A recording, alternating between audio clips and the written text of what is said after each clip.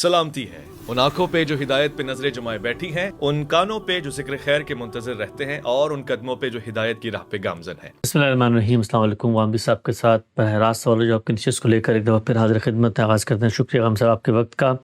वामदी साहब ने आज से कम व बेश 30-35 साल पहले एक मज़मून लिखा था, इस्लाम और तसव्वुफ़। उस मज़मून में हमारे सूफिया किराम के यहाँ नबूवत का जो तसव्वुर है उस पर उन्हीं की किताबों के इक़्तिबासात पेश करके बताया था कि पूरा का पूरा एक मुतवाज़ी नुक़्ता नज़र है जो दीन इस्लाम में नबूवत का तसव्वुर है उससे मुख्तलिफ है। हमने गुज़िश्ता नशिस्त में गाम साहब से शेख इब्न अरबी की किताब में बाज़ इबारात के हवाले से भी सवाल किया था, उसमें भी गाम साहब ने इस नुक़्ता नज़र को वाज़ेह किया और साथ साथ ये भी फरमाया था कि अगर मुसलमान होते हुए हम इस तरह की इस्तिलाहात को अपनाते हैं तो इससे एक इल्तबास पैदा होता है जो नहीं पैदा करना चाहिए। गाम साहब उसी सिलसिला गुफ्तगू को आगे बढ़ाता हूँ। आपकी पेशकश पे बहुत ज़्यादा तनकीदी इश्कालात, सवालात, एतराज़ात हमारे मौसूल हुए हैं। मैं चाहता हूँ एक एक करके आपकी खिदमत में रखूँ, जुज़ ब जुज़ कदम ब कदम आगे बढ़ते हुए आपके नुक़्ता नज़र को हम ये जानें।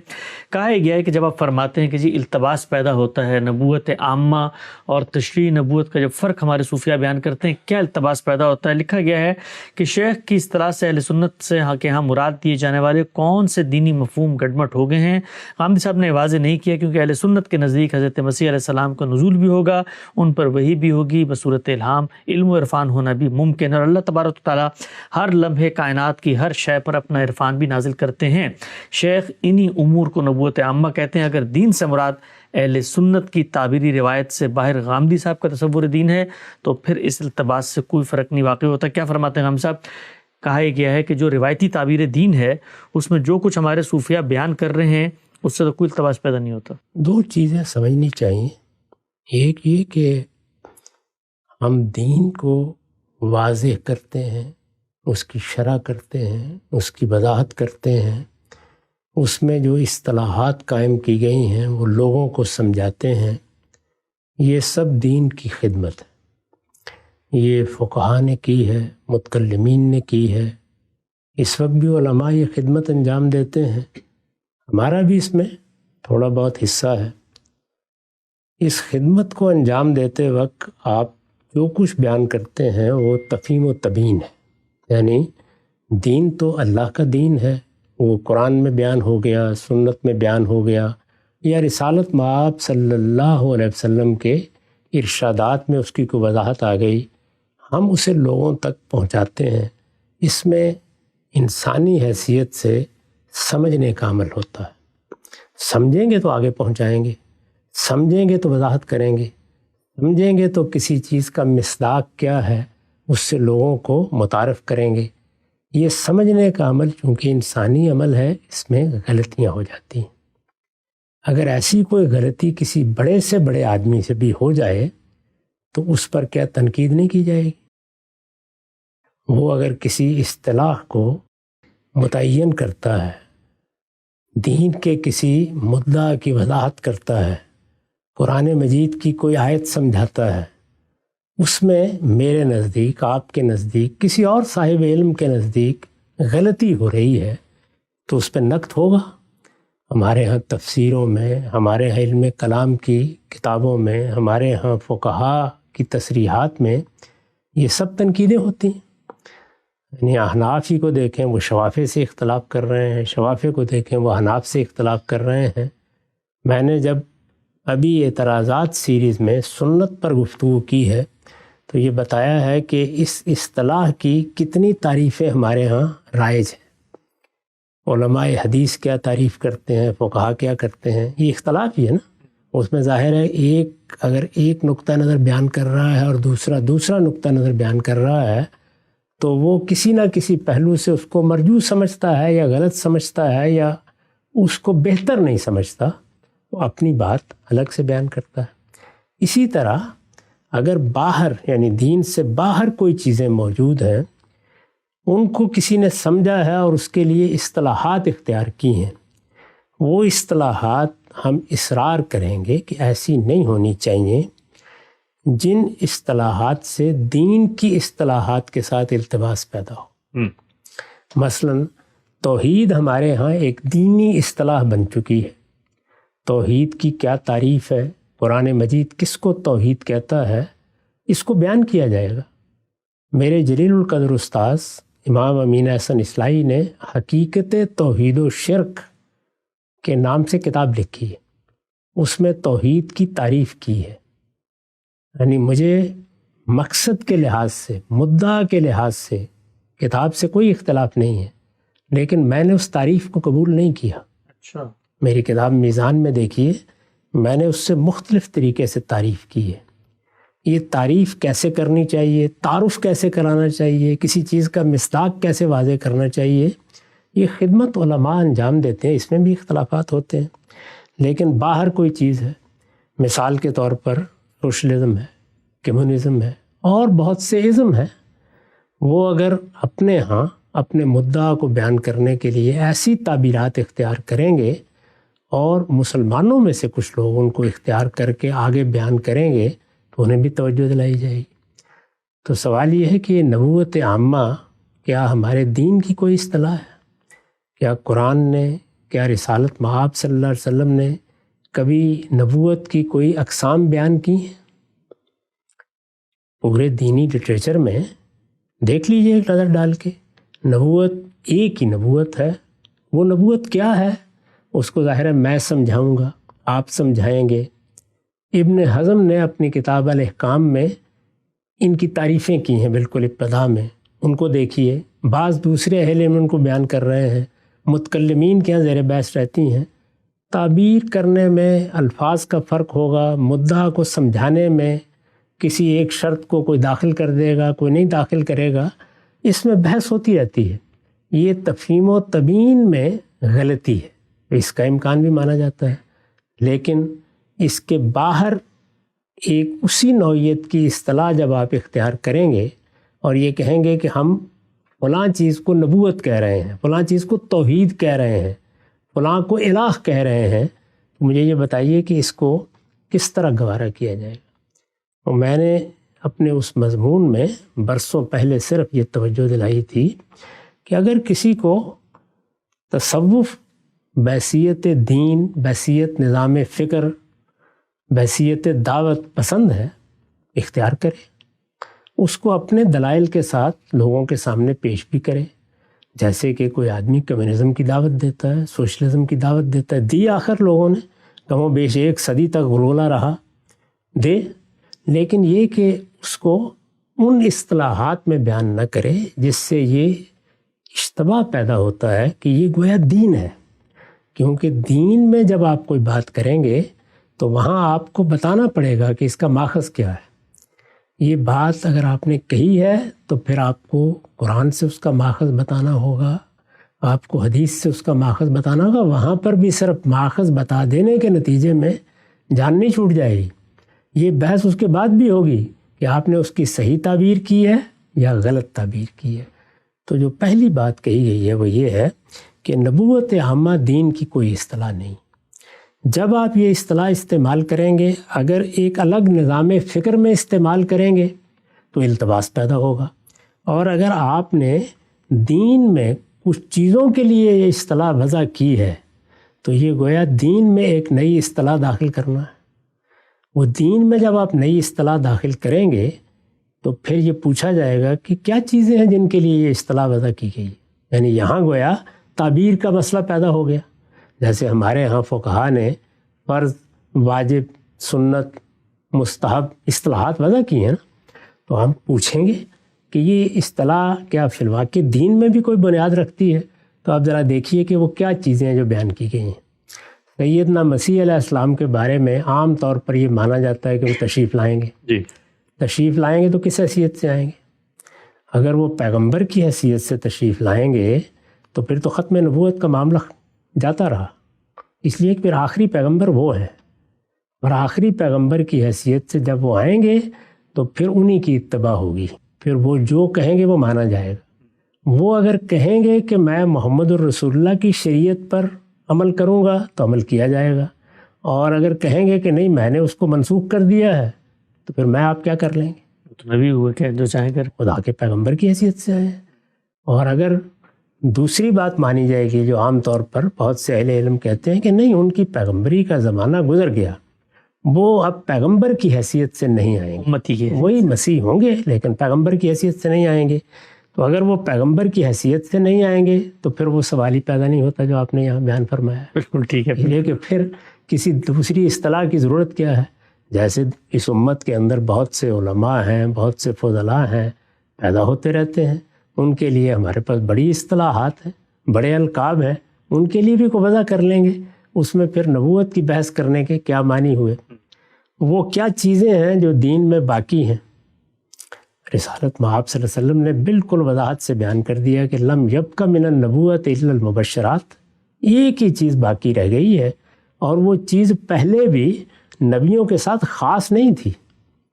یعنی ایسا نہیں ہے کہ رسول اللہ صلی اللہ علیہ وسلم کے زمانے میں یا اس سے پہلے خواب صرف نبیوں کو آتے تھے.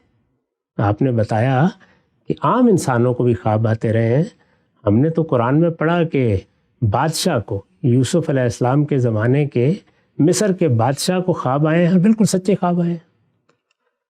زندہ کے 2 ساتھیوں کو خواب آئے ہیں، دونوں سچے خواب آئے ہیں. ان کی تعبیر کی ہے حضرت یوسف علیہ السلام کے خوابوں کو تو ایک طرف رکھیے، وہ خدا کے پیغمبر ہیں، لیکن وہاں تو غیر مسلم ہے، ابھی وہ مسلمان بھی نہیں ہوئے. نہ بادشاہ مسلمان ہے، نہ وہ زندہ کے دونوں ساتھی مسلمان ہیں. ان کو دعوت دی ہے حضرت یوسف نے، انہوں نے اپنے خواب بیان کیے ہیں. ان کے خواب بھی سچے ہیں، بادشاہ کے خواب بھی سچے ہیں. تو اس کا نبوت سے کیا تعلق ہے کہ اس کے لیے یہ اصطلاح وضع کی جائے؟ اگر یہ کوئی ایسی چیز ہے کہ مکھی مچھر کو بھی الہام ہوتا ہے، اللہ تعالیٰ اپنا امر آسمانوں میں بھی اور زمین میں بھی اور پہاڑوں میں بھی نازل کرتے ہیں، تو اس کے لیے اصطلاح کیوں وضع کی جائے؟ وضع کرنی ہے تو کوئی اور اصطلاح بنائی جائے. یعنی اس کو بیان ہی کرنا ہے تو کریں، آپ کسی چیز میں بیان کریں. رسالت میں آپ صلی اللہ علیہ وسلم نے کسی الہام، کسی کشف، کسی چیز کے لیے کوئی گنجائش نہیں چھوڑی. یعنی وہ چیزیں جو محسوس طریقے سے ہوتی ہیں. ایک تو یہ ہے کہ اللہ تعالیٰ بندوں کی رہنمائی غیر محسوس طریقے سے کرتے ہیں، وہ رہنمائی تو انسانوں کو حاصل ہے، وہ جانوروں کو بھی حاصل ہے، اللہ کی ساری مخلوقات کو حاصل ہے، وہ زیر بحث نہیں ہے. لیکن محسوس رہنمائی کی ایک ہی شکل اللہ کے پیغمبر نے بتا دیا، باقی رہ گئی ہے. وہ نہ پہلے پیغمبروں کے ساتھ خاص تھی، نہ پیغمبروں کے ساتھ خاص ہے. تو اس کے لیے اصطلاح وضع کرنے کی ضرورت کیوں پیش آ گئی؟ تو بتانا چاہیے نا کہ آپ نبوت عامہ کوئی معمولی بات ہے. یعنی آپ کہیں کہ توحید مشرکانہ بھی ہے، مان لیں گے اس بات کو؟ نہیں مانیں گے نا. تو اس وجہ سے یہ صرف التباس کا سادہ معاملہ نہیں ہے، بلکہ بڑا شدید اعتراض وارد ہوتا ہے کہ باہر کی کچھ چیزیں ہیں یا ایک دوسرا نظام فکر ہے، وہ اپنی اصطلاحات اسی طرح کی کیوں بیان کر رہا ہے جو دین میں موجود ہے.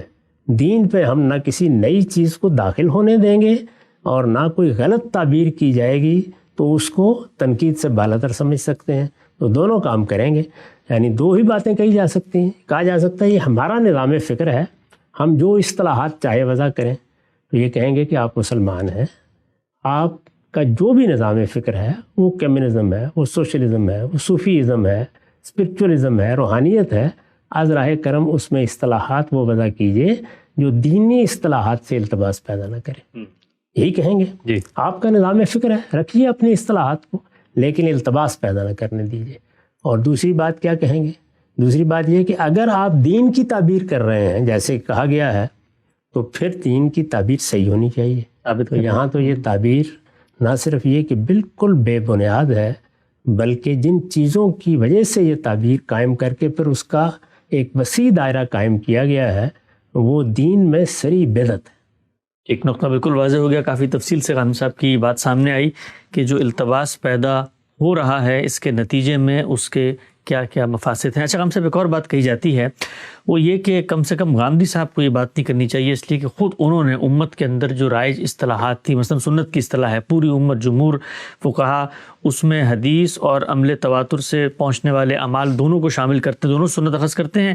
وہاں پر وہ سنت سے اپنی مراد لیتے ہیں، تو وہاں پر جب ان پر یہ اعتراض کیا جاتا ہے کہ بھئی آپ ہماری اصطلاح کے ساتھ التباس پیدا نہ کریں، آپ کا جو بھی تصور ہے دین کی عملی روایت کا اس کو کسی الگ لفظ میں بیان کریں، تو وہاں پر ہمارا ہی جو دینی ایک تعبیر ہے سنت کی اس کو اختیار کر لیتے ہیں اور اپنا تصور اس میں شامل کرتے ہیں، تو التباس تو وہاں بھی ہوتا ہے. اسی لیے میں نے سنت کیا ہے کہ موضوع پر گفتگو کرتے ہوئے بتایا ہے کہ ایسا نہیں ہے کہ یہ اصطلاح اللہ کے پیغمبر نے اصطلاح کے طور پر استعمال کی پھر اس کے حدود واضح کر دیے.